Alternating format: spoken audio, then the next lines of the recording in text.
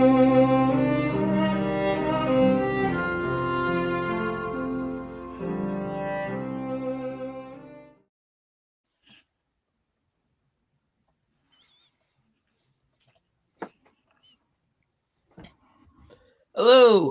welcome to episode 83 of the Unifying Force. I'm Kat, joined by Gio and Dave. How is everybody?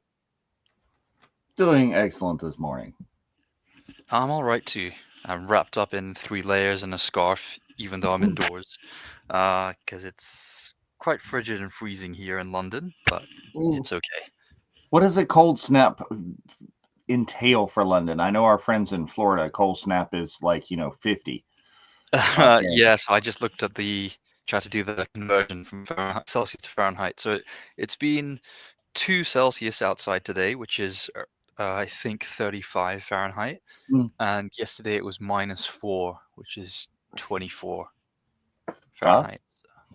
Yeah, the roads are slick with black ice, and they shimmer in the evening street lights. So yeah, it's that time of year, but it's definitely a lot colder than normal. We've got the polar winds coming in as well. So I think not that too sort of thing is almost globally a trend right now. Is we're having weather about the same as what you're having there, and here in. Oh, we had the opposite. It was like 66 the other day. Oh, well, It's sunny. It's you're crazy. above the curve there where you are. Down here in the southeastern United States, it's in that neighborhood, the 20s and the 30s, and we got the first snow that we had, the first measurable snow that we had in my area here in 1,000 days. Wow. Oh, wow. Yes. So, but the measurable snow we had might be 1.5 inches. Uh-huh. So yeah, we had a little blanket settling last weekend, and it stayed for about 36 hours before the sleet and rain melted it away as temperatures warmed up a little bit. But yeah, it's total extremes of temperature in a lot of places right now. Well, there are. Yes, and we will get to the Neil Nation right there. We're going to get to that. But yeah, so topic of conversation today is we're going to talk about Skeleton Crew because we've got one more episode to go, so we'll do our obligatory reviews and predictions. See how wrong we can possibly be. Talk about our actual topic today is Star Wars at its best when it is made for kids, and let's preface that with as it was originally intended. And I don't care what you say, was it originally intended? That came out of the mouth of the maker himself. So if he says it, it must be officially canon, right? So yeah, but we'll get to that. But first, I mean, holy crap, people, we would be amiss if we do not address the news and stuff of the day. Is the fires in LA and in California is like, I mean, I think when that stuff originally started, it was a week ago when we were on the virtual Cantina Zoom, or I was. Kat, were you in at that? You came in later, I think. I came in later on that day. But yeah, some friends like driving home from work and showing us the pictures of the smoke and coming up off the Palisades and the fire, the sun setting behind that. That is some scary shit right there. I mean, yes, we know California has wildfires, but this isn't even fire season, I don't think, out there. Not really, no. Yeah, it's winter. But they haven't had any rain for 8 months. Yeah. And some of those canyons, they're saying, haven't even had fires for 50 years. So it's like all the fuel is just, getting cleared out now. And then, even Mark Hamill said they had to flee their house. And I'm not sure if his survived or not. Probably so not. I saw a screenshot of a thing. So here's the thing about information coming out of there is you can only trust so much, and you have to see it in 3 sources, and that's sad. But that's the modern day internet. But I saw a screenshot of a post allegedly by Mark Hamill of his neighborhood where his house has allegedly survived. The whole thing has been extremely odd, that I think of what you would think of as a fire, and from what I've seen of fires in other places around the United States, that you'll get a house or two here and there that Oh, just yep. Somebody just posted that he yeah, posted right on there. Instagram yesterday that his house Okay, good. survived. It was on his Instagram that his house survived. But if you look at his neighborhood, Well, I there's saw like the same thing yesterday with James Woods, because he gave an interview where he thought his house was gone and was helping other people get out, and then they let them go back into the neighborhood, and not only was his house still there, but there was one of the houses further down the hill there, but all the others were gone, and then there was one street that was untouched, and then the other street was incinerated. Yeah. It's all to do with the winds and how they Yeah. carry, you know. Yeah, that's exactly it. It is It's for definite sure an unusual, like the whole thing is crazy unusual, and this and that is, yeah, you will get that one house or those 4 houses in a neighborhood of 50 that appear untouched, and it's just gone. Yeah, with the much wind, the much variability is you know. And losing a lot of historical places, like the Will Rogers House, the state park, and all that gone. It's been there for God since the 1930s. Very much. And I mean, I don't think anything's happened to it yet, but the neighborhood, like right off of Hollywood Boulevard with Capitol Records and El Capitan, and that was set for evacuation. Well, yeah, that's because they had a sunset fire that was near there in the hills, but they got that put down. But they still wanted people out of the area because the traffic jams and everything. They couldn't get the emergency vehicles in, and they even had bulldozers pushing cars out of the way to make way for fire trucks. But I think the Thelma Todd building on the coast by Malibu is probably gone. That was iconic cafe and garage restaurant that was down there. Most certainly, I doubt that survived. But yeah, pretty crazy. And at one point, it was pushing in towards the Santa Monica Pier. I don't think it was super close, but it was, I think, closer for comfort than I would have thought. Yeah, it's been really vicious and devastating. I think, yeah, the crosswinds and the kind of gusting that's been unpredictable and variable, as mentioned in the comments, has made it one of the reasons why it's been incredibly difficult to contain.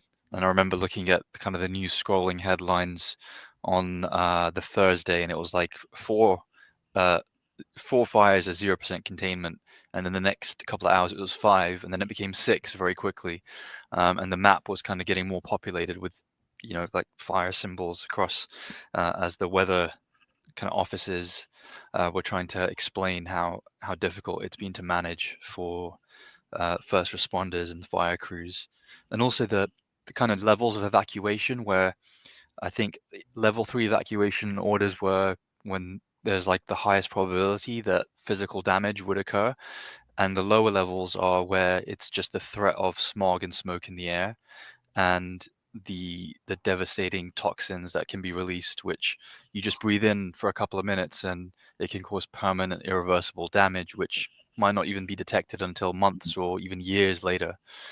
And then the other thing, as mentioned, Kat, with the older buildings that are from the 30s and before, there's a lot of asbestos around, which then gets aerosolized, and that's, you know, one of the most famous carcinogens around. So yeah, you even had the one that used as the Boy tough. Scouts building that Howard Hughes built. That got a century old last year, celebrated centennial, burned to the ground. But Yeah. But 3 of those 6 fires were put out already, which is good, or just about out. Like the Studio City fire, they knocked down by knocking down the 4-story building where it started, so it couldn't blow any further. And Kenneth fire got under control, and then the Hearst fire by Silmar also got under control. So the bigger ones to worry about is like Altadena, up in the hills there, and then the Palisades fire. But it's because certain days when the winds are so high, they couldn't even fly the tankers in because it would just, you know, blow all the fire retardant out there. So they just had to wait. But I saw a video of that. Kevin Smith got on video and did an IG and says, yeah, the firemen did an excellent job and saved their house, because all of those hills up there are like little canyons going like this.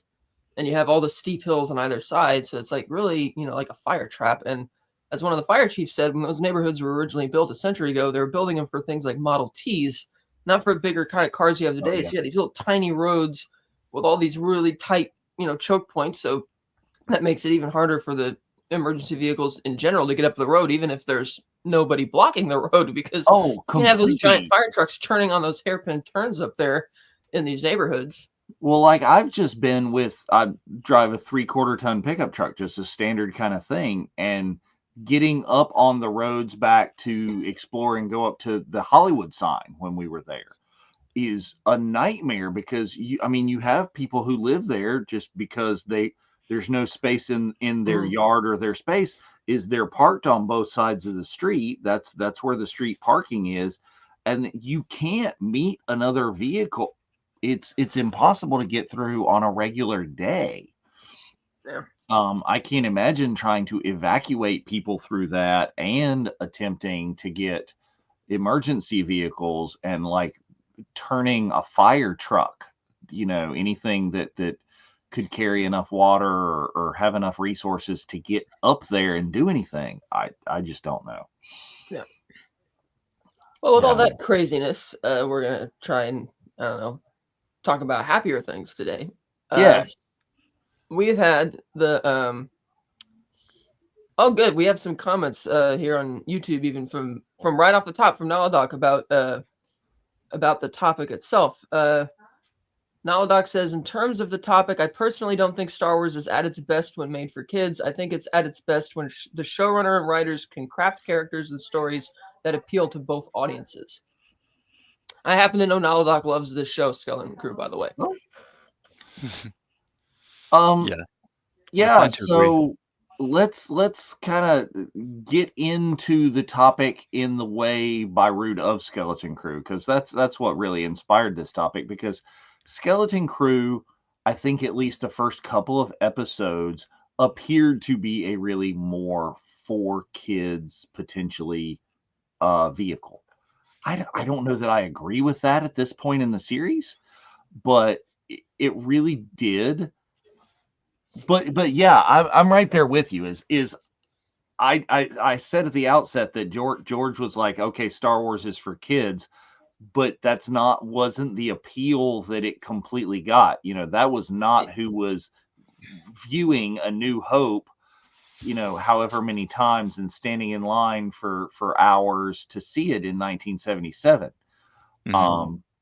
Well, he just followed up about that specific point you just made, saying, then again, Andor for me is peak Star Wars, and I wouldn't want that to be made for kids when it clearly isn't. Kids would be bored with Andor. Oh, completely. And, kids shouldn't see Andor. And, but again, there are some adults bored with Andor, sadly. Well, there's adult content in Skeleton Crew. I mean, they just kind of like, oh, keep walking past the brothel, and there's a whole lot of, in our last episode, the spoiler ban has been there for episode 7. I mean, Jod just kind of takes out Brutus and just boop, we're done.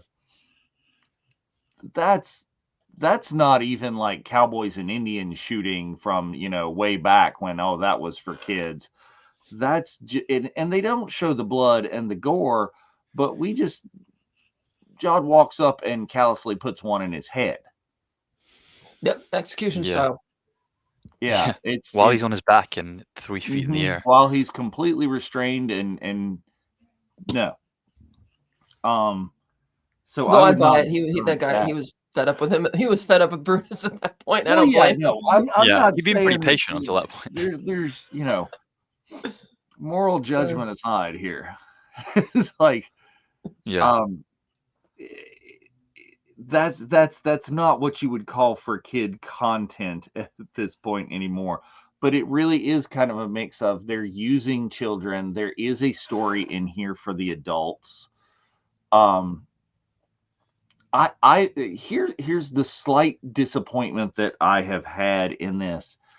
I wish Skeleton Crew were a larger format series so we could see a little bit more. I thought we were going to, at the beginning, see a little bit more about what the adults have been doing. What have their parents been doing to get them back? We've gotten just a tiny taste of that. and I would have thought that there would have been more to it. But I can see that choices have had to have been made because such a limited format series. But it does again feel like a show also where multiple episodes. I know they don't shoot them on film, but to turn a phrase, it feels like the episode ended because the camera ran out of film, as opposed to feeling like the natural end of the episode. Like when Neil, passes out back in the 4th episode when he saves them from on the, the other hidden planet they go to, and then when we join them again, they're already arriving somewhere else. I'm like, wait, they just left? Did they say goodbye? Were they still with these people? It's just kind of like they're kind of rushing to the next thing. Or even when at the end of the 5th episode, when the kids leave and John's got the lightsaber, you're like, oh, geez, he's going to go after him. Yeah. And then the next episode, he's kind of crawling out of a sewer. And it's like, oh, maybe I assume he tried to chase him down for a bit and then lost him or something. But, it's like you got to, it's almost like they're deliberately trying to tailor it to that runtime. And do we have any idea why we're randomly at this? What research or who out there at some point said, oh, these have got to be 8 episodes and they've got to be like under an hour a piece, and it's baffling. Screaming. You can make these episodes any damn length that you want. Yeah. And they have the footage, because for every minute of footage that's on screen, you have like another, 30, 40 hours worth of stuff that you haven't used. All this other stuff that they can cull from to extend it, because some of the action scenes do feel a little compressed, because they're like on the 4th episode, for instance, when you dive into the conflict between the two warring sides, it's really simple and rushed because it's like they're racing the clock on, how soon that episode has to end, when they could have mined some more from that. Yeah, and we're looking at right here is same old problems of streaming show formats designed to be watched, binged, and the episode closing fade to credits. If you're designing these to be binged, do we need to fade to credit? Oh, cliffhanger. Oh, because I'm enjoying the fact that it's must see TV or like appointment television again, to where on Tuesday nights we come into the cantina, we talk, we shoot the shit, talk about it. Oh, time for Skeleton Crew. Everybody goes watch Skeleton Crew, and then we can come back and talk about it. I mean, this reminds me of, this will give my age, the days when I'm on like a corded phone with like a 10-foot like springy cord, like talking to my friends across town while we're watching a live episode of Lois and Clark: The New Adventures of Superman. Yeah, it's like, had we not been doing this show today, I was going to wait to watch the 7th episode when the finale dropped, because I had a feeling it would do this, where they're going to set up the beginning of a climax, like you think it's going to build up, and then it's just going to cut off right when you're starting to, when the tension is starting to build for, a good climax. Yeah. I always tend to revisit the penultimate episode for the finale. 45 minutes. I mean, and that's, and yes, 45 minutes after all the credit, and not including all those credits that go on. Actual story time. 45 minutes of actual and it's a regular sort of thing. Yes. But then Andor actually doesn't have that restriction, because Andor does meet each episode was like 45 to 50 minutes almost, Yeah. And when it wasn't, it felt out of place. They're much longer seasons as well. And it felt like each episode. Yes, some of the episodes had cliffhangers, but they still felt like complete episodes with that actual theme and a plot in each one, rather than just, here's some stuff that happens. Oh, we got to stop because we got to get to, the next cliffhanger. So I'm not sure. Like you said, market research is because they're aiming it towards kids and they think their attention spans won't last as long. But then again, you hear about kids being introduced to Star Wars saying they absolutely love it. Like I just read yesterday that Daniel Craig and Rachel Weisz said that their 4-year-old daughter is obsessed with Star Wars to the point that they jokingly said that Star Wars is broken because they got tired of watching it, and that she's obsessed with Darth Vader. And what does he look like? It's like, so kids, even today's kids, the point being that they're not bothered by the fact that that's 1970s, 1980s pacing or whatever. No. If it's good content, if it's good stuff, it will draw their attention spans and they will love it. This feels like something like they've been doing with like Mandalorian, Skeleton Crew, like they're tailoring it for like the TikTok generation who let's take a 2-minute video and break it up into 4 30-second vids because God forbid if it, if they have Well, to sit that's 2 minutes. horribly kind of the truth. Is I think you're going to have to examine as a part of this question, what's the definition of the kids that you're aiming this at? Where is that aimed? Because Daniel Craig and his 4-year-olds, 3-year-old, yes, I have seen Frozen more times than human people ever should. Because when that came out, that was the age of my children, to where Sorry for your troubles. the obsessive, that is the only thing that I want to watch ever on the planet. But at this point, other children are, yes, they can't watch an entire YouTube video. It is the way you can't watch a 5-minute YouTube video. My youngest is 16 at this point, and it's just like, nope, TikTok. Oh, what? Oh, did you see that TikTok video? It's like, what TikTok? Oh, the one where they do the thing. Well, what happens after the thing? I don't know. I just watched part of it. Yeah, see, yeah. I was about to mention a point which Naladax mentioned in the comments as well, which is that the earlier you introduce anyone, and especially kids in that very lower age demographic, to longer form storytelling, the more accustomed to it they'll be. And maybe their expectation will be, I want something of a complete story. I don't just want 30 seconds and then I have to swipe, or it automatically refreshes and shows me something that I'll watch again for under a minute and never see again in my life. And I think the earlier you have a chance to sit a kid down with a movie, the more tolerant they'll be of, at least 30-minute, 45-minute TV shows as well. Perhaps. I mean, that's all there used to be. But I mean, I don't even know how much children watch stuff on that format anymore. Everything is streaming, and you do what you want to, and you get up and you move, and I mean, it's not. I haven't seen, and I teach elementary school. Okay, I see more children than just my own children, but I'll periodically panel them. It's like, oh, do you just like go get a bowl of cold, cereal and sit down in front of the TV on a Saturday morning and what? No, no one cares. They don't. It's, I'll watch a little bit this, I'll watch a little bit that. They will sit there and watch the content on their phone this big instead of sitting there and watching it on the screen. When given the choice, my daughter will sit and watch crap on her phone while we're watching a new episode or something we haven't seen on the large panel TV. Mm-hmm. Or oh, I'm going to go watch the new episode of The Rookie that she is into.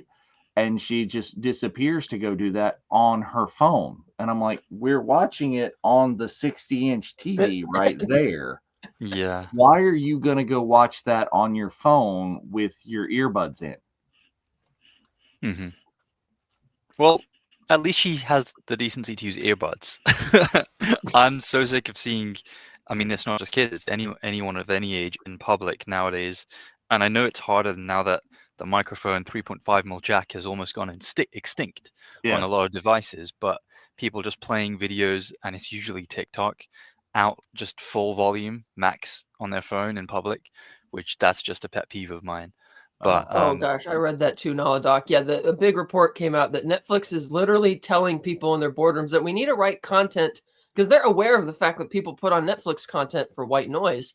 So it's like, we need content where characters are constantly explaining aloud what it is that they're doing, so the people not actually watching it can follow along. So that way they use Netflix as white noise instead of other streaming or other things. It's just you can sit on your iPad and have a screen here and a screen there, and you're multitasking, right?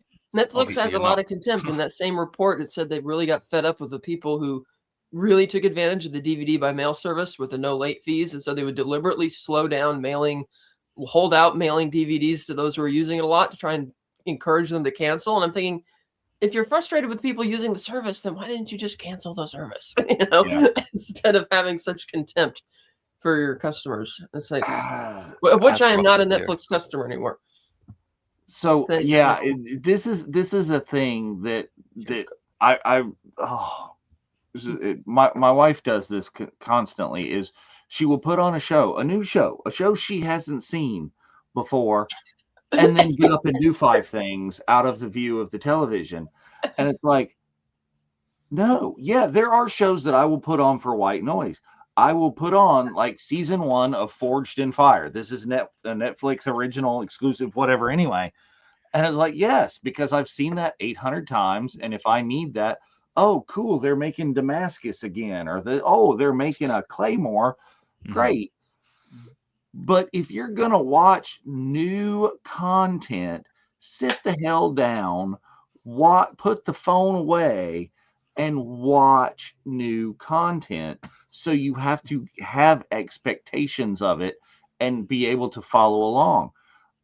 That is great, Naladoc. He says, we return you now to 1930s era radio dramas in January 2025. Yeah. That's so You're true. not wrong. With an But at optional least visual at part. that point, people, here's the irony. At that point, people were sitting huddled around the radio listening. They weren't doing 4 other things, and it wasn't white noise. No, they were entranced by it. It held their attention better than anything that's put out today. Yeah, he says there's a time and a Yeah. place for radio drama, story-centric types of series. Doctor Who has billions of them, but there are shows being done for television. Well, Or these shows and are I'll done- give you a yeah. great Star Wars example of that right there is Dooku Jedi Lost, the audio drama. Amazing content. I love that. It's kind of like the old Batman 66 series. Yes, every episode was a twofer where at the halfway point, Batman and Robin are captured and they're in a situation, oh, how are our heroes going to escape or something? But it still felt like a complete, you're watching the first half of building up to a cliffhanger.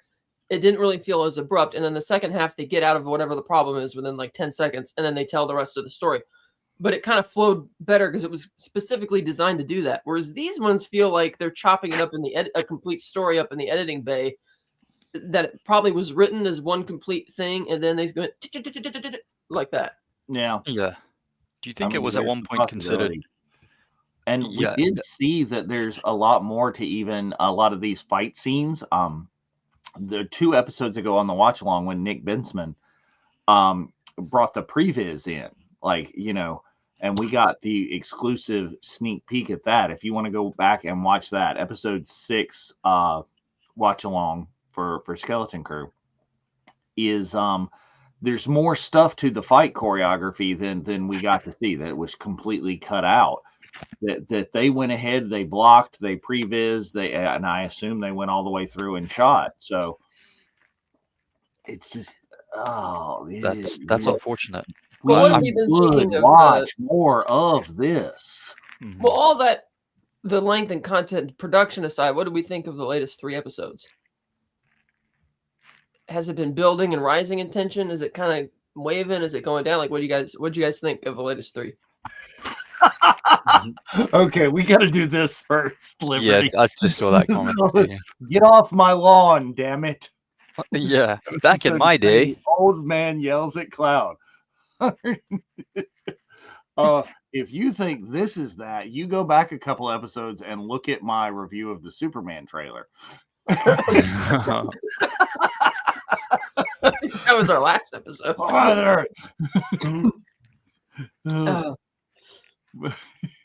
But Yeah. so these last, But you see the point. Why are they so short? See, you're Yeah. they're yelling at the TV as well. see that's the thing. It's like It's easy I mean, to- yes, I admit that all my problems, and I Yeah. actually liked this moment in the 7th episode because, as you know, my complaints with the show is I think they're trying really hard to be the Goonies, but I don't think the kids are the Goonies. And Jod sums up all my problems with the kids in the latest episode when he's on the bridge, like, you kids are too sheltered, you're too this, blah, blah. And he's just Yeah. reaming into him. I'm like, yes, thank you. Somebody else said it. I'm not crazy. I was like, Yeah, no, that was I know perfect. Jod's the bad guy, or very much becoming the bad guy, which I love. I was like, wow, I didn't think they were going to take this. Because it's one thing when he gets frustrated with the kids and decides, I need to be captain now. It's another thing when he's actually now overtly threatening to kill them and trying to, taking over. I'm like, that's a great heel turn. Yeah. But he still summed up everything. I'm like, yes, thank you for saying that. I'm not Yeah, crazy. it was quite meta, but quite fitting. Well, so the last 2 episodes, I've been enjoying the episodes. We've gotten some of the things that I was questioning. I thought, after the first 2 episodes, we were going to see some stuff of the parents, and then we got that Yeah. ET kind of football lateral move with the communication device, which I swear was it could have just been the ET phone home for a scene. But yeah, so we've gotten some more of that. We've gotten some of the excitement moments. They've cut a lot of them out though. They just I wanted to see. I have wanted to see, and maybe we will in 8, but I doubt it. Is some more lightsaber stuff. Okay, he's got a damn lightsaber. What's he gonna do with it? I mean, I yeah, don't we're want getting it a to lot of turn comments from other into. people now about Jod. Yeah, let's see. I hope they Yeah, don't kill him. I'll skip this. Okay, people, I'm skipping the Superman stuff because we don't want to go down that rabbit hole. I was surprised at Dave's reaction getting so extreme. I had no expectations. John cannot be redeemed. I hope to God he's not redeemed. Okay, everybody don't. doesn't need a That damn needs to stop. redemption story. Yeah, let I somebody hope who's not. going to be a villain be a villain. It's yeah, he has crossed the point of no return. Yeah. And look there, Scoob is. My girls love the Skeleton Crew. They laugh, they gasp, they scream, and when the end credits pop up, they no. That's perfect. That's good. That's very good that we're getting that Yeah. response. And, We got and some I comments on think Facebook though, as well. Scoob, here's the thing from what You I am described it very well. hearing when I ask my school children that I teach is you're raising your children right, and you are the one exposing them and putting them in front of Skeleton Crew so they can love and enjoy it. But I don't think that is happening a lot. I don't think children are finding it on their own naturally and just going to it. I don't think it's hit that point in the marketing. Well, you were mentioning that the thing that the kids at your school were most excited about in December was Sonic, more than like nobody was talking about Skeleton Crew. So much more. The kids were more excited about Wicked than they were about Skeleton Crew. Wow. Yes. It's not even a kid. Yeah. I know. But the marketing has put Wicked in front of them at every waking moment on every source of media imaginable. Right. But many of them were not aware that there was a new Star Wars. The first I have heard and seen of that is, I'm going to give a shout out to my new student, Nolan. Nolan just came to us from another school just this week. And when I met him before he toured, it's like, oh yeah, what are you doing into? He sees my room and I've got, is that Baby Yoda? No, that's actual Yoda that I have at a life-size stand up in the back of the room. And then there's Jar Jar Binks and a couple of others. And it's like, are you watching Star Wars? Are you watching the new Star Wars? It's like, well, we're just kind of getting into Star Wars. And I've asked a bunch of people and I'm like, well, where should we start? And they started with A New Hope. And I'm like, I stopped myself in my classroom from cursing, and I'm just about like, damn right. You're right. Go, Dad. Yes. Yes. Hey, Bruce, watching from Facebook. A couple comments in there. Liberty, hi. Absolutely. Yeah. It took a few episodes to get attached to the show, dialed into the conclusion. Absolutely. We're going to do predictions for the conclusion here in a little bit. Same thing, Liberty, do you think we'll actually find out who the captain is, see a face, Renaud, the supervisor? That's the thing, because people have been saying that. Because people have been saying with the ship being, like we know that, okay, so the captain went there originally, and obviously with the vaults, it's like, so this isn't just because originally I was thinking that maybe this was where that pirate captain had his treasure hoard, but it's like, no, this is clearly a more built up planned facility. And I still get the sense that these droids have more authority there than even the other people, which is still really weird. It's like, so there's good mystery baked into this. There is, and I really think, here's my thing about the captain is I think it's like a One-Eyed Willie thing. They're really doing kind of Goonies. He's a captain. He found this treasure planet, which is a treasury, and he got his because you know he found where it was. He got one of the Mint's own ships or whatever and got that far in there. But whatever happened, then he crashed. His ship was upside down, and I would assume that this captain is one of those skeletons aboard. That's what I would have thought. Is when they're wearing the super fancy piratey clothing as the elders, the big pirate Johnny Depp hat. I assume that's the captain. You know, Yeah. he didn't make it. He's the mouse in SM33's eye. He's Renaud. I'm standing on this. Yeah, hill. the IRAT. Yes, it's ridiculous. Well, I gotta say though, when that vault door opened, happened.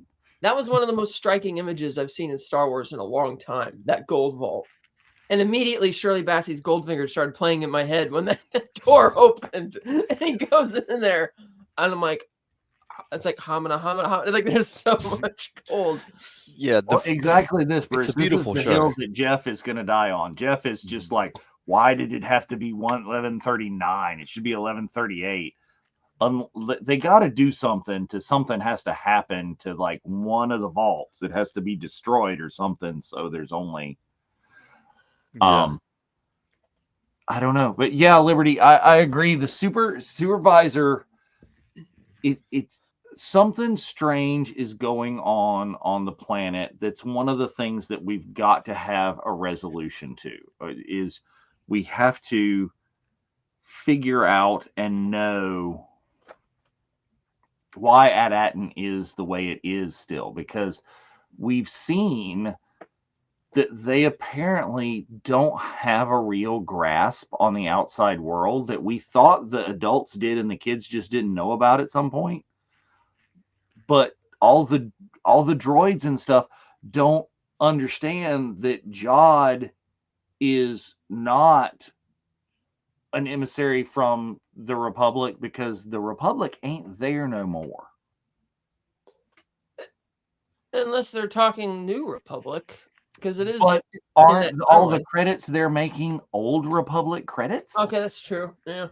See, that's what I'm saying. Seem to be is the credits they're making are from a republic that was wiped out. There's been the Empire. There's been the New Republic, and it's kind of shaky, shiftiest-ish. That is something that's been mysterious about the planet from the beginning. The fact that when we land in the episode 1, it's all shiny, new, sleek, utopian-looking futurism. And then retro-futurism, 70s. Well, yeah, exactly. And then we find out that there's this kind of vintage, ancient connection to a part of the galaxy and a time in the galaxy that was peaceful and stable, not the chaos of the Empire, and exactly using old credits. So it's I think more indication that the planet has been isolated, deliberately cut off from the mainstream, and then run as a individual outpost rather than part of a system or something a lot larger. And I think that mystery from the beginning has been one of the most intriguing parts of the series. It's not a major plot line, but it's definitely simmering in the background, and it would be good to have some problem solving there in the final episode. But I'm hesitant to think that we'll get things wrapped up nicely. I think we're gonna have another probably 30-minute final episode. I don't know if they've released the time yet. It'd be nice to have a kind of bumper 50-minute episode, but it doesn't seem as if that's been the plan from the beginning. But it would be good to have some questions answered. That's a good point now, because there's much Eastern European Soviet brutalism in the city. That makes me think of those old Soviet closed cities. Where they used to, where they would used to produce weapons and things like that, and you'd just be cut off, and they wouldn't let. They're so paranoid they didn't want the people working there to have contact with the outside world, so it would just be completely sealed off. And that's kind of what we saw a little bit, like when we went in the 4th episode when they went to the planet that had, again, the same architecture, the same landscape, the same layout, but their society had fallen into ruin, and so that's kind of interesting. And when they're flying through the nebula, you see all the different the ships, which are not only block the nebula's like blocking the communications, but these ships are like creating the storm. So it's like a security measure that's been put in place by whoever runs it, who deliberately is wanting to isolate. It's not just that they can't find the planets because of reasons. It's like, no, whoever's there is deliberately taking a lot of steps to make sure nobody finds them. And I'm guessing whoever runs AT-ATN is fully aware of the rest of the history of what has happened in the rest of the galaxy, and is just choosing to keep everybody else ignorant of it, because certainly AT-ATN doesn't seem like I mean, it's wealthy, but it doesn't feel like that level of wealthy, because these credits are just sitting there in the vault and nobody's really spending them. But they are spending them, because that was their currency. That's what he got for lunch money. Right, but it's not. But I meant like spending them elsewhere. Like they're not. They're not being spent on all the resources. It's contained within AT-ATN. See, I'm going to disagree, and I don't think that the AI or the computer or whoever is running, the supervisor running AT-ATN has. I don't know if they have any clue whatsoever about what's going on outside the barrier. It's a planet that was forgotten and left, like Liberty said right there, on autopilot. They don't know what's going on. They don't know about the Empire. I don't know that the supervisor does. It's some of the legacy of like the Clone Wars, where, you know, droids were put in charge of everything, and the droids know what you tell the droids. They're not necessarily going out and seeking out information about this is my programming. This is what I am doing. This is what is going on. This is what continues until I am told stop. And all of these planets were lost, the 6 planets. See, sorry, this is a long rabbit hole. But I wanted to see some more of I really thought we were going to get to see them after they had that other planet, hopping to all the other planets and find out all the other planets were engineered and exactly the same. You know what I'm saying? That they were, all 6 of these planets were all exactly the same and set up. What's that? I think it's a safe assumption they are probably all the same. Like we saw, but I would love to have seen that.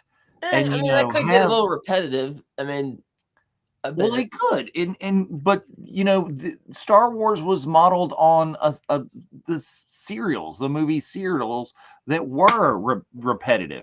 Some of the Mando that was repetitive until it seemed repetitive to us is, oh, it's the planet of the week, is we're going there, we're helping these people, we're doing the thing, it's the mission of the week. Then I meant more like repetitive in the sense that because it's been established that even this other planet had like identical landscape, identical architecture, identical layout of the city, that it's like, yeah, you could change up what's going on in each city, but it'll be like, you know, a level of still too much sameness, kind of. It would have been like the original 60s Star Trek, is you go to a different planet and see what societal has evolved from, you know, a society that was similar to the United States in 1960 whatever, and 100%. Just change the color grading. 100%. I agree with Scooby on this point. Which one are we on? This one? He said, it is sad, in my modest opinion, that Star Wars has to lean on nostalgia films like Goonies and E.T. to bring in viewers instead of good original storytelling, especially when the original trilogy ignited imagination first. 100,000%. Okay. I mean, yeah. Yes and no, Scoob. I love this because of what it is doing, but I love this because very well. We haven't seen good original storytelling. This is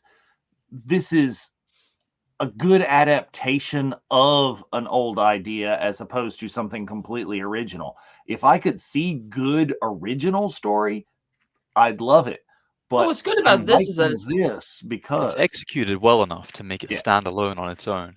Yeah, and this isn't relying too much on a bunch of references to other stuff like Mandalorian, which eventually got to the point of glorified cameos, because it's like, well, do you trust the strength of your own story? It's like, oh, there's Ahsoka and Luke. Why is Ahsoka there? Oh, we're not going to tell you why Ahsoka's there. We just think it's cool to have them both on screen. It's like, it's that same, you know, nostalgia baiting. Like, that was something that came out of the insider's report of Lucasfilm. It's like they're trying to find nostalgia to lean on. It's like, you don't need to. It's like, just tell a good the story. other in Ahsoka is allegedly that's all building to something. It's that's the Mandoverse's version of Avengers Infinity War, that they're building to having all those cameos and all those people and all of that. And potentially even, I've seen rumors this week of this show having crossover into the Mandoverse. Oh, I bet it probably will in some It should respects. do. Yeah. And being some level of the culminating thing. That's why they're all popping up. Now, of course, we're seeing here is like Andor was completely different and was amazing. Yes. You take one little point of established, okay, because Andor can't go anywhere, or it does go somewhere, but we all know where it ends. But seeing that backstory is cool because they've written something that's very different and tied in. And that's the complaint a lot of people have about Skeleton Crew is they're like, this isn't Star Wars. And I'm like, damn it, this is the most Star Wars I've seen, because they're taking all these random little, okay, Brutus came out of like a character that was on screen for like that much in the original Cantina. And you take this and you've got a whole other species that's like Max Rebo, but not Max Rebo. And you made them cutesy and doing whatever your thing. It's I can't see how this is not Star Warsy. Yeah, I think it has the spirit of Star Wars, that kind of complex alchemy that is the nostalgia with something that feels fresh and exciting. And I think the fact that it's appealing to adults and we're having several discussions over several episodes to talk about it is testament to how good it is as a product, if we're going to be really commercial about it. But it's definitely one of the strongest shows that's come out in this streaming era, for Star Wars at least. And I think having the contrast of Andor coming out as the next big show, with all its kind of complex, gritty maturity, as a contrast, a juxtaposition to Skeleton Crew, I think is going to be nice.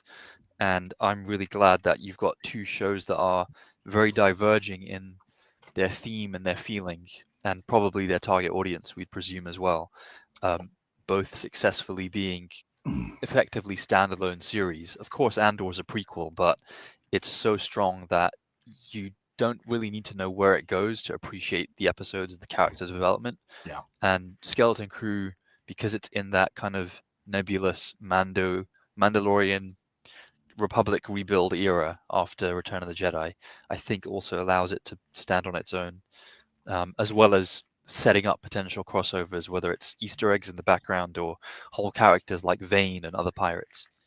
Well, see, that's what Scoop's talking here is actually, let's go back to this comment. I'd agree that, I don't want to see it and it be sad for just ripping other ideas and putting it on there. Though you could be devil's advocate and argue that, and that's kind of what George did with Flash Gordon and the movie serials. And Oh yeah, that's where Star Wars came from. That's arguable right there. But you can also say, Scoob, it's like it's executed well. Just so much feeding the Easter egg reminds me, the same channel over and over again as creating a new channel. And yeah, they can't create future nostalgia. Don't seem to want to do that. Don't seem like, why aren't you out there creating the next bit of what people will be looking to further back? You're looking back to this instead of. Well, it's like, lately you have other studios will buy a franchise and want to change everything about it because they have their own ideas, but they're so paranoid about doing something original that we have to hitch it to something that already exists. Yeah. And it's like, no, because then when you change everything, you're going to alienate the original audience. Whereas those who have new ideas, it's like, well, we can't change. It's like Star Wars is great because there's so many different avenues that you could for interpretation, because you're having thousands of years of history, so many different planets and different sources that you could have. Star Wars itself isn't necessarily a genre. You could have like action stories, heist stories, horror stories, romance stories. There's all sorts of stuff that could be fit in there that they could draw upon. Well, I mean, that's kind of what they're doing here. Is like, let's take Star Wars and put it in a pirate drama. I don't understand why we have to look back only to the same media over and over again. We're looking back at 80s movies. There's so much Star Wars content in books, or don't look at Star Wars content. Go find a book, a comic, a radio serial that was put out in the 30s. and use that as your idea for a new I Star think Wars. what the marketing people are looking at is that for the past 40 years, especially in that 16-year period where you had no movies, it was all the merchandising was relating to the original trilogy. And you see people walk around with X-Wing shirts or Darth Vader shirts, stuff like that, and so they're just obsessed with mining that specific thing because it's for them it's about merchandising and putting it on a printing press and print, repeat. Like that's all Force Awakens was. It's like look at nostalgia, nostalgia, nostalgia. But that's kind of you can't really sell a whole franchise purely on nostalgia. You need new stories. Like here's something else Naladoc says he'd be 100% fine with every current Star Wars thing being wrapped up and all of a sudden we're 150 years in the future telling new stories with 100% new characters. Agreed. Star Wars universe. Yeah. You even don't even have to jump into the future. You can just have it be another planet, clear on the other side of the galaxy, with its own story and its own star system. You could do what they talked about doing, which is jump hundreds of thousands of years into the past, which they haven't had make happen yet, and do the old Republic or something something you've never seen in live action. That yeah, there would be minor things that you would have to stay consistent with so canon didn't change. But, it's there. Or okay, here, I'll throw another Disney thing out is I went and saw Mufasa. Okay. I saw that too. The Lion King, which was okay. It was just okay. But now see what I'm going to go with that though is they, without completely retconning, in my knowledge, changed the relationship between Mufasa and Scar without changing what it meant to the original movie. Right? I didn't think they went and we figured out a way. It's like, oh, if we did this, that explains a lot of things there. I'm going to go with here. But that's another thing. That movie got into unnecessary nostalgia bait. Like one reviewer pointed out, do we really need to know where Rafiki got his staff? No. Oh, yeah, right. No, it's like, and the movie had all sorts of those things. And never mind the awful songs. Even Lin-Manuel Miranda could have a bad day at the office. But it's still a nostalgia bait type story. You could have had a stronger story if you don't have to hitch it to something else. But here's another Scooby made another great comment. He says, if it reminds me of Goonies or E.T. on its own, that's awesome. I love those films, but they're promoting them as such. It's like when they say from the mind of blah, blah, blah, a great director, it's probably not good. Yeah, that's true. And he's very right. He is very right about that. The more you try and play up somebody's past successes rather than playing up the specific new thing that they're trying to sell, it tells you it's not going to be great. They've done all of that. Like they've marketed it with posters that looked exactly like the Goonies and posters that looked exactly like E.T. and put all that sort of stuff on there. Yeah. But all the nostalgia right there. My ice cream bucket and leave exit. Oh yeah, Naladoc says we'd all love a 3-season Wilrow Hood show, right? Right? That is where they will go. They will take every little bit and they're going to expand upon it before they find somebody to just give us a completely new idea.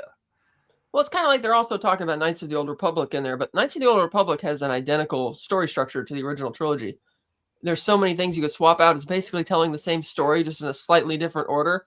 And it's like they can't get away from repeating the same story again. But now, predictions. Okay, so I've been holding on to this one for a bit.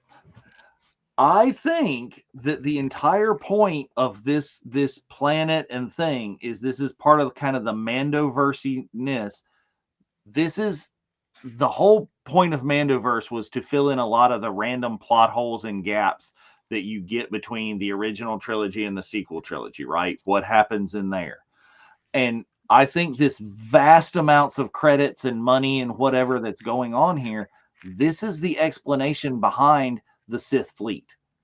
Where did they get all that money to build all that big, expansive network of ships and stuff like that?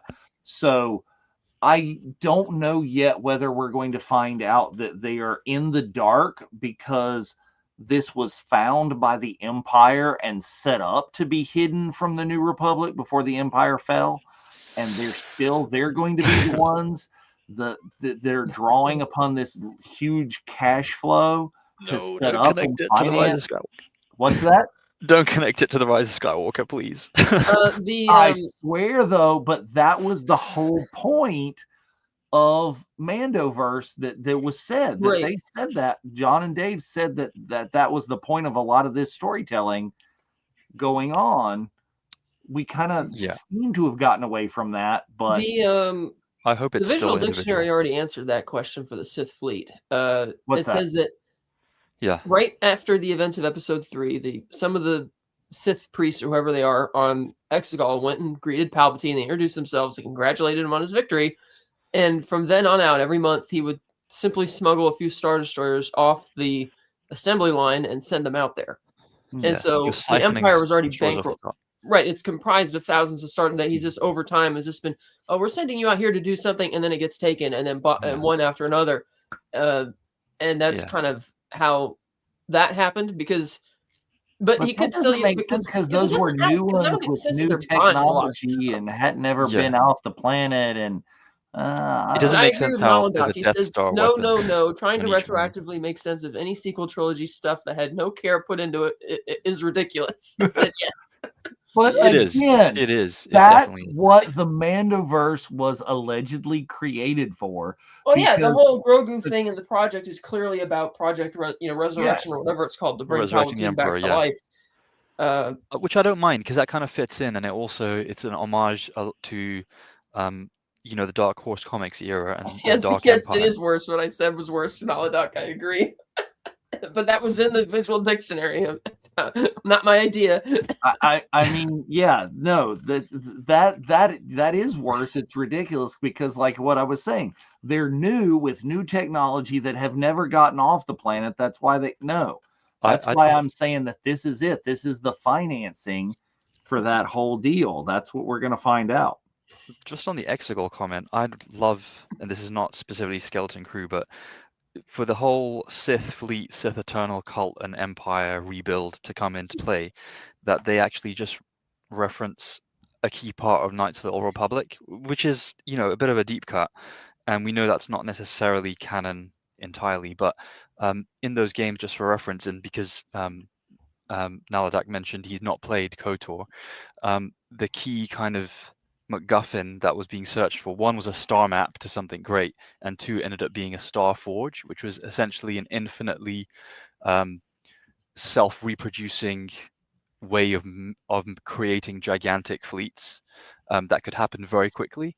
So they could connect the Exegol fleet to Knights of the Old Republic, and I have a feeling they'll never do that, but that would be an awesome way of kind of linking it back to the Old Republic era and then coming to those sorts of stories, because that's such a rich universe in itself to play with. Well, going back to the hang on, I want to respond to this one for a second. I'm trying to go back to writing Jackson. Well, going back to the corporate mindset, as I mentioned, within 2 weeks of Rise of Skywalker's release, all the Rise of Skywalker merchandise was pulled from my local Target stores and replaced with Mandalorian stuff. Because even the studio was trying, even though the movie made $1 billion, Lucasfilm was trying to distance themselves from that pretty quickly. So I don't know if they're gonna. I mean, yes, they're playing into how Palpatine returned, but the Mandalorian still gets to be its own show. It's not as in your face about it. Like, for instance, when in season 2, when they join the Grief Karga and go raid that little base off by the canyon, when they find the clone vats or the vats, they played John Williams' score for Snoke as a hint, but they don't have anybody explicitly say anything. So it's like they let that kind of stand for whatever it is.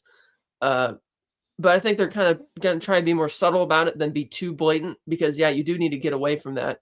Like James Mangold just said the other day, his film is going to start filming this year, Dawn of the Jedi, which is good to hear. I was suspicious that they would cancel his movie after Dial of Destiny, given Lucasfilm's track record for reasons for canceling things. But he says it's going to be set 25,000 years earlier, so that it's not tied to anything. So he gets to do his own thing, play in his own corner of the sandbox. I'm 100% get untether them from the lore. I mean, it is tethered a little bit to the lore. To the lore, I hope, because you're in a period where it created all the lore of what's happening there. Yeah, it can be different, and Jedi can have relationships or this or that or whatever is ties, but maybe you're going to explore why they're not allowed to anymore. Mm. I have a feeling it could go, if James Mangold has complete narrative control over it, could go a kind of Western samurai route. Because in the old EU, you had Jedi that were using swords and blades and staffs before, lightsabers were created. And the timeline did start exactly at that same point that he's mentioned his film will begin, which was 25,000 years before the Battle of Yavin. So he could, blend some sort of merging the best of the EU stuff with maybe something new and fresh. And if he does, like a tenth of that, I think it could be a really fun film and a standalone film that could introduce people to Star Wars if they So still want to is go his that route. Dawn of the Jedi though? Is that what that's allegedly supposed to It's be? the kind of subtitle, unofficial term So I that's mean, being if that is described as. Dawn of the Jedi, is you can get into it's the Force. The people Mhm. who can use this, the people who cannot. Is you may have to, or not have to, but they may choose to start with some of the original lore of the Kyber crystals and the discovering. Maybe it's a transition, like you're saying, from the Jedi using swords and other weapons along with the Force to creation of lightsabers. Yeah. Um, And that can tie into marketing as well. I'm sure, yeah, in like Batu, here, even the though it's a first completely different lightsaber ever. I need time that. period. Yeah, no, the whole idea of building your own lightsaber and having that ceremony that you can experience in the Disney parks. If you had something like that recreated on screen for, say, the first apprentice with his or her first lightsaber, it could be phenomenal and tie into what they want to do with merchandising as well. I think as far as the finale, I think they're going to bring up the foreshadowing from the 4th episode is going to come back. Because when Neil went off with the girl and she showed him the gun and how that structures, I think John's going to bring in the pirate ship and Neil's going to blow it to smithereens. That's what I think is going to happen with the gun. Because Neil knows that it's there. The other kids don't. Well, And yeah, that's it's the probably reason that the truth adults there. probably don't know it's there either. But Neil knows that it's there and he knows how to use it. That's very interesting. I kind of like that. Is I hope we get resolution for a lot of stuff. Is I want to know how John knows how to use the Force. I want to know. I mean, I want to know. Are they going to go down the easy route and tie him into having been a Padawan at the temple during Order 66? But that's the time range is weird because he'd have Prefer been not. very old. He should have been a knight at that point. Does he know how to use a saber just because he's familiar with using actual knives? We've seen his predilection to knives before.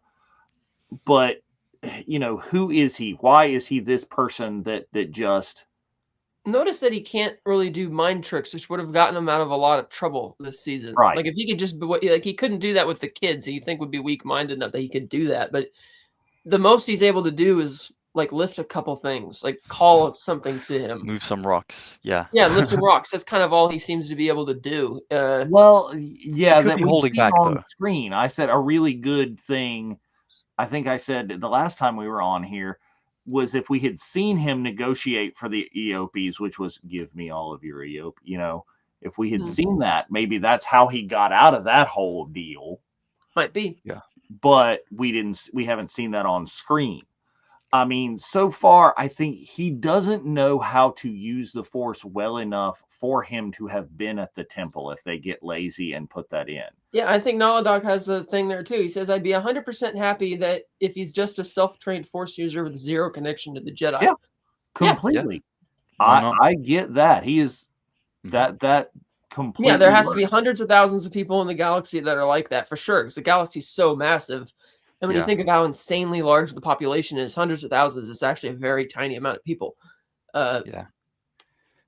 The only issue with that absolutely, Liberty. Yes, he would use a Jedi, but to get out of that, yeah. Yeah. The only issue with that is they do tend to silo off the Jedi Order in that, in the Mandalorian finale of season 2, Luke Skywalker wasn't a famous face that everybody knew. It didn't feel like, the fact that he destroyed the Emperor and redeemed Darth Vader and, essentially saved the galaxy at the end of Return of the Jedi. He doesn't seem to be a household name to everyone. Right. And the sequel trilogy kind of had that as well. He was a myth. He was an uncertainty. So to that end, I think it seems like the storytelling has been very much that the Jedi Order is this mystical unknown. So it makes me think that Jod is more likely to be somebody who at some point was learning the Force officially or unofficially and then fell away from it. I prefer it not to go that route at all, and more what we've just said and heard in Naladak's comments, but I just hope it doesn't go that way. And my main hope for the finale is that they don't kill off Jude Law, because he's been a great screen presence, and it's been fun to see these different aspects of him try and play the kids against each other, the pirates against one another. He seemed to be the kind of brash, charming rogue initially, then started to feel a bit more like an anti-hero, then felt like a kind of big brother to the kids, and now he's had the villainous step. Just that whole unpredictability is really good to see on screen. And he's a great actor and could probably pull a few people in. So I'd like to see a lot more of his character. You know, if he ends up in a jail cell, that could be fun. Or maybe someone puts a bounty on his head. You know, put him away and just like leave him in a box somewhere that you could come back and use that later. Exactly. Yeah, don't kill off just for the sake of drama. I'm just sitting here going, right, this is a misstep in Skeleton Crew is, you know, yeah, okay, maybe you don't want to go that way and introduce Hondo because that would have been too much, but a pirate Star Wars TV show for children, why did we not get Jackson? I'm like, even in the background in the like pirate bar or something, could there have been like green something with some big ears? Maybe he's in the brothel on Bogano. Yes, exactly. You see just a silhouette behind the smoked glass of like a shadow of 2 ears. Yes. Yeah. Maybe he runs the brothel, because I remember as a kid there was this show called Cat Dog, and like the somewhat unlikable evil green it was a business guy was a green rabbit, and I just always think of Jackson when I see him. Here's Naladoc has a prediction. He says Neil's dad will just gore Jod with a tusk, but that doesn't mean he has to die. I mean, lightsaber wounds aren't fatal anymore. Oh, yeah, no, none of that. Nobody's ever really dead. That's except probably Brutus. Brutus, I'm gonna give you. I think Brutus is gone. Headshot from point blank range. Well, and we had a comment earlier that we didn't get to show. It's like, yeah, that's unusual because usually people die in some way that they're off screen and maybe they could come back. It leaves it very nebulous, but and in regards to our original question, is Star Wars at its best when it's made for kids? I said, well, I think the thing is, George knew when he when he got the first movies going that you don't have to dumb things down for kids. Kids can be really smart if it's well written and it's engaging. They could follow the ideas. Like everybody knows that the prequel trilogy is like a kid-friendly version of politics, and it's easy for them to process that. Yeah. Whereas, you know, the original trilogy obviously is sticking with more classic Flash Gordon type themes, but it's not like Empire Strikes Back isn't dumbed down. Like it's treating kids that they're intelligent enough to follow along and go with the story, and so it doesn't. And I think it speaks to the infantilization of modern, you know, kids in society that we have to infantilize something too much for kids today. Whereas the kids of like, for instance, the kids of yesterday, like my primary complaint, the Goonies, they constantly make fun of each other. They pick on each other or horrible bullying each other, you know, rambunctious. Whereas these kids are super sheltered, much like society. A lot of it today was super, we got to walk on eggshells everywhere we go. Be careful, yeah. And that's the thing. It's like you have these two different types of fandom where we have Andor for the adults. We have to have this for the kids. Like you can have both, like the original trilogy. Just so are they smart enough to be making that comment? Are the production crew smart enough to be making that comment? Is that the comment that they're making, that these kids are super sheltered, which is why that would be that they're super sheltered as a... They might be making I that thought comment. it was I don't know. I thought it was a fourth wall type comment. Yeah. It did feel like that. Naladox follows up. He says, I don't understand why so many people in the United States, especially corporate people, always think kids are not capable of following. The stuff I watched as a kid in the 70s was way more above my head, but I loved it. Exactly. Bo and Luke Duke were running moonshine. They were on parole. They had to use bow and arrows and dynamite because they weren't allowed to own guns. Yeah.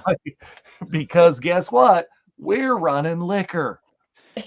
We're hanging out at a bar where our cousin has to show up and wear tight shirts and shorty shorts because she's working at a bar, and a bad one at that. So, I have a little question, and that's just about series or serials that were aimed at kids or for the whole kind of family. The original Star Trek series obviously was a lot more mature and adult in its kind of ethos, but is that something that kids would have watched growing Absolutely, up? a lot of kids. I'm in a bunch of like friends with people like Scotty, who I YouTube, stream with on that. Hmm. Obsessed with Star Trek. He watched it as a little kid, loved it, had no problem following it, Yeah, loved that it was intelligent storytelling that exactly. wasn't dumbed down, and they Hmm. bond over their absolute disdain and extreme despising modern Trek. But a lot of it is that reason. Is it because the Yeah, original stuff was they didn't dumb it down for kids. It's like good. it's mature enough and it's they're counting on the characters to be likable enough and engaging enough with the stories that they will watch it. Like now Dog Yeah, follows up. He says Silent Running and Dark Star were not made for kids, but I love them. I did too. uh, Yes. And so yeah. yeah, it's now we're watching the Star Trek in reruns. And but think about other things that came back in reruns and became children's programming that would come on the cartoons. The Jetsons. Jetsons was an adult sitcom. The Flintstones, yeah. adult, totally satire, talking on modern culture in the 60s. Hmm. But then you give that 5 years, 10 years, whatever, and when I'm watching it in the 70s, that's a kid show. It came on with all the other cartoon stuff just because it was animated and haha funny. Um, Yeah. Yeah, because most of the stories in the Flintstones is about, Barney and Fred, stressing and complaining about their wives and all that stuff, like you see on things like Married with Yeah. Children, and it's that Hmm. same type of thing. Uh, Yeah. for the Jetsons, the stress of running, having the family and the daughter, all that. Yeah, it is. It's a classic sitcom, but it's done as a cartoon.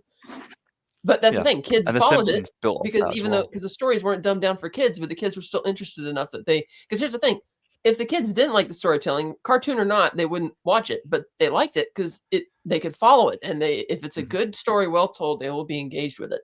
So Yeah. it's not when people say, "Well, Star Wars made for kids," it's like, well, if you respect the intelligence of your audience and don't infantilize everything, then they will come to it and they will watch it or read it if it's a book, and so that's kind of but there's that schism that we've been seeing in modern culture a bit with, all of the things that I think were classic to my generation were kind of that way. Hmm. Um, why does Bugs Bunny get away from Elmer Fudd by tricking him by dressing up as a woman? Yeah. Oh, Exactly. haha, that's funny. This Bugs Bunny Hmm. is like got lipstick, but that's Yeah. is respect the intelligence and move it. So I will argue still that Skeleton Crew can be this is a kids show. It can be written towards kids, even though there's stuff that is beyond what current society would think children should be watching. Hmm. But they are anyway because they're watching damn Deadpool. Don't get me started on that. That's Um, true. I read the Hannibal Lecter trilogy in 6th grade. I loved it. well, It was that engaging. that's a whole other thing, Kat. That's cool. Yeah. That's a you are ahead and you are learning and you're at that point. I'm Hmm. talking about 6-year-olds rolling in with Deadpool t-shirts and hats, and I'm just like, Yeah, that one's a mm. bit more blatantly vulgar. Yeah. Yeah. A little less It's subtle just there. the language How many do you alone. think a lot of those jokes probably would go over little kids' heads? Like they're just there They because Yeah. they see, oh, it's should, Deadpool, it's Wolverine, it's superheroes. Oh, and the definitely. language should go over their heads as well. I didn't realize that the Dukes of Hazzard that they would curse. Bo and Luke Duke cursed until I watched it again as an adult. So I watched it obsessively as a child. Didn't even hear that. Hmm. So I mean, there are arguments on both sides. Is should they be watching that? Could they be watching that? Is that a kid's show? Is that yeah, yeah. Who are we to decide? I think it comes back to the comment earlier that Kat made about you can have genre storytelling in Star Wars because it's not its own genre, even though we've discussed that in a way it is as well, with the Yeah. whole kind of space fantasy, samurai, western, but it's for 12-year-olds to sell toys. It's a blend of everything, so you can have these specific genres for individual shows, and it should work fine. And I think we're hopefully beginning to see that, and hope that Disney and Lucasfilm can recognize that as well with the fact that we've got this close proximity between Andor and between Skeleton Crew. Well, you just hit it on the head when you said, "Oh, like 12 made for 12-year-olds to sell toys," and it's like the fact that the original trilogy, the original movie, wasn't made to sell toys. It's like they Yeah. weren't even thinking about that, which is why they had the whole infamous, Kenner empty box campaign. But Mhm. yeah, which Dave's got some of that right there because they were just trying to tell a story, and Yep. and that's where you excel. And I think that's something all of Hollywood could learn is that you need to tell Yeah. good stories well told, and the market and the products will sell themselves if you actually put the characters and your story first. Like Mhm. the obsession with shared universes, like that's got to end. It's like it's Yeah. nice to go to like that's what Scorsese means when he says things are not films. He's not trying. It's not that he's trying to denigrate it as a movie. It's that it's nice to go to a movie and be able to see a self-contained story.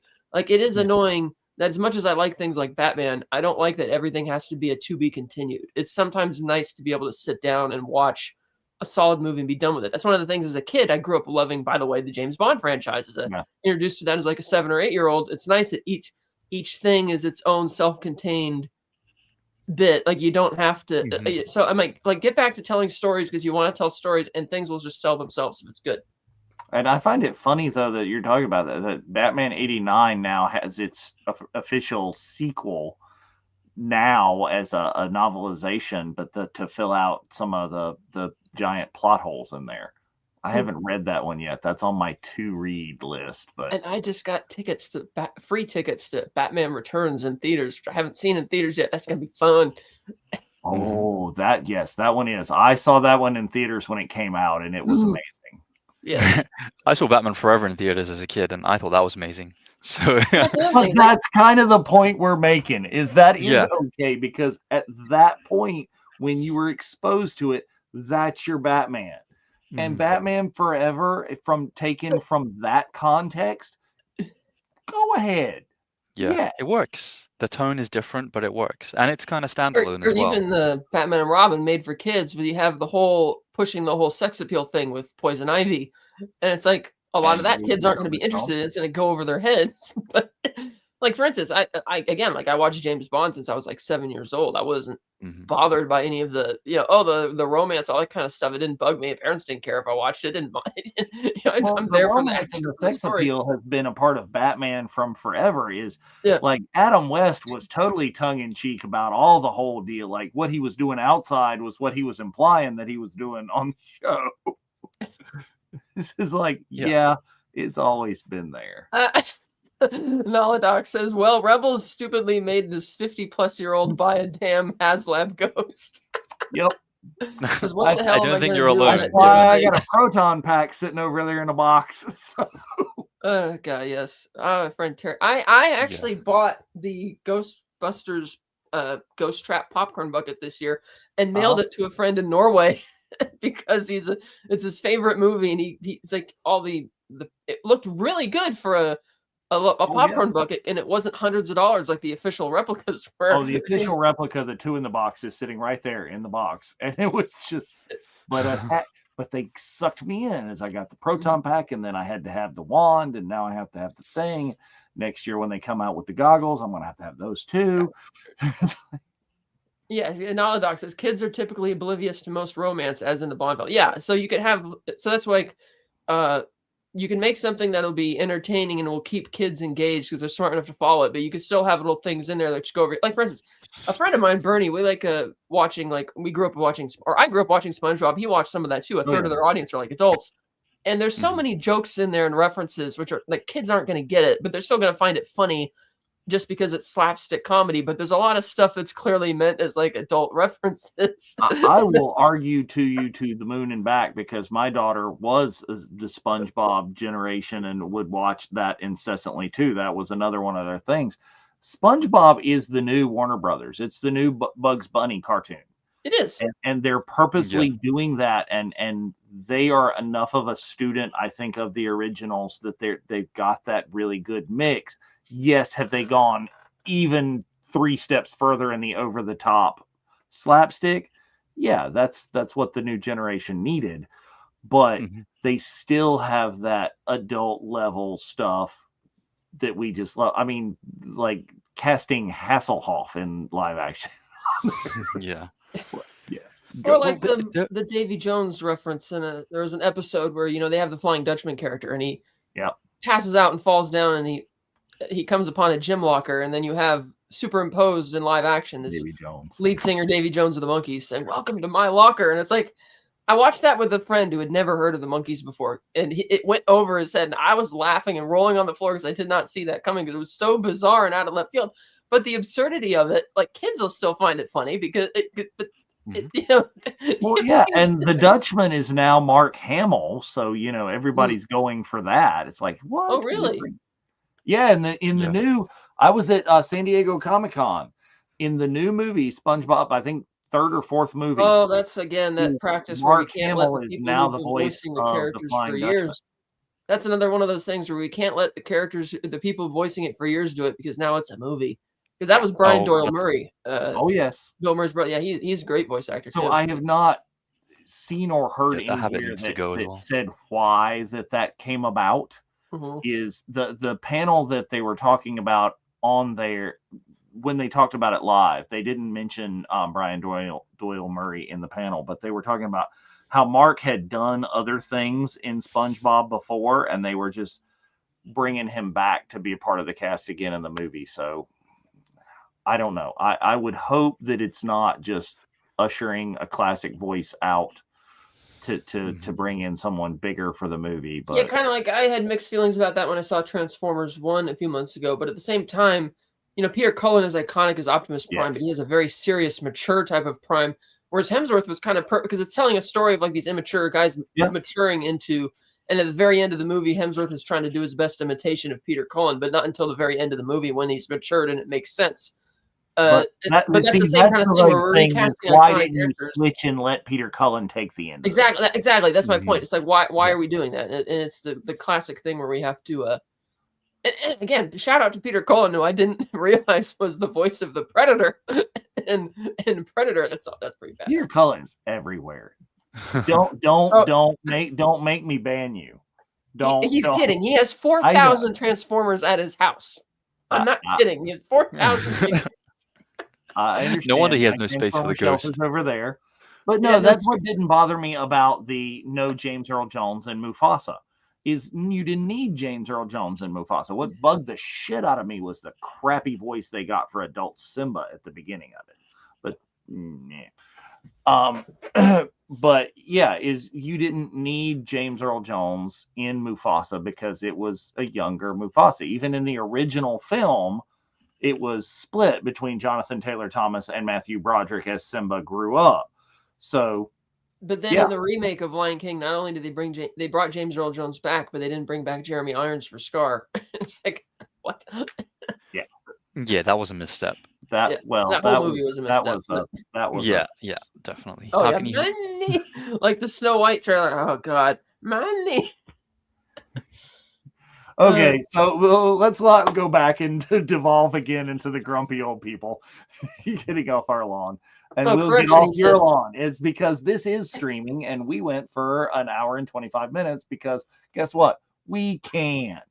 So it doesn't have to just, hour, we're gone. No. Yeah. Oh, Naladoc clarifies that 80% of those Transformers are in a storage unit I've been renting the past 15 years. So horrible, so very horrible. Yeah. Well, that might be a healthier life lesson than the fact that all of mine are in tubs over there and there and there and down in the basement. Might be a healthier lifestyle, sir. So I'm not judging. And I also, when it comes to my Funkos, like here's Nosferatu from the 1922 film, a little rat by his foot, or this new one, a Funko Pop of Bame holding Harvey Dent. I keep these things out of the boxes because I like displaying them, so it doesn't look like a toy store in the house. So you can actually enjoy them and all the details. Yeah. And I am a mix between both. Some things will be in the packaging, some things will not. A lot of them are displayed. Some things I think I was mentioning on one show the other day is I go back and I put in display cases. Like right now I'm working on the original run. I've completed my original run of Star Wars figures, and now I'm working on year one of G.I. Joe in like a nice little display case. But anyway, thanks everybody for watching. It is so much more fun to do this show live when we have so many people out here. there. Oh, look at there. What? I think that was a promise. On the I'll have channel you on on the the channel. live stream, finally open up the Black Series. I'm going to hold you to that New Year's resolution, Naladoc. He's had a YouTube channel that says Naladoc for the last few years, but hasn't done any videos yet. I'm going to hold you to that. We're going to have a fun time. Do it live. And see, I'm the complete opposite, is that I don't open my Black Series figures because the Black Series figures are generally ones that I purchase to get signatures on. Right. Mm-hmm. But other than like this one that I have opened because I kit bashed him so I could make a custom one. Mm-hmm. But cool. I have anyway, a couple of those. so- Cad Bane and IG 88 or IG 11. No, it's 88. That's right. but anyway, thanks everybody for watching. We love it when everybody's here and commenting, and it makes the show so much more fun. It does. So until next time, may the force be with you. Be with you. Always. Tell me the fourth.